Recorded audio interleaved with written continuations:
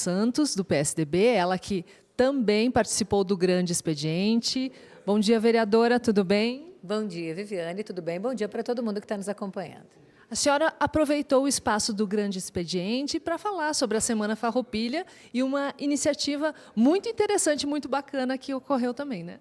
Pois é, a gente aproveitou, não tem como, né, fechar a Semana Farroupilha sem eu me manifestar em relação a isso também. Todo mundo sabe da minha relação com o tradicionalismo, que é muito forte.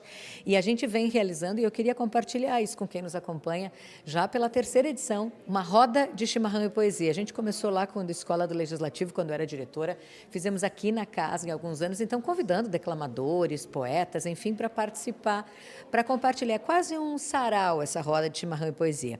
E aí esse ano nós decidimos fazer lá, no Rancho do Bardoso, mas lá no acampamento Farroupilha, lá no Parque de Eventos da Festa da Uva. E foi incrível, e eu queria compartilhar isso com os colegas, poder mostrar para a comunidade que foi um movimento muito importante, até para atrair outras pessoas, né, para que conheçam um pouquinho também da arte declamatória, como a gente chama. Então, tive a oportunidade, inclusive, de declamar, e não foi tão simples, porque tem que recordar alguns poemas aí, né, e no dia anterior eu ainda tinha sido convidada, e mostrei isso também, para declamar na abertura de um espaço. Não sei se vocês já viram, no Világio Caxias. O Világio abriu um espaço para o nosso turismo, aqui para a nossa Secretaria do Turismo, para o Curta Caxias, para a divulgação dos eventos. E aí houve um evento para falar de Semana Farroupilha.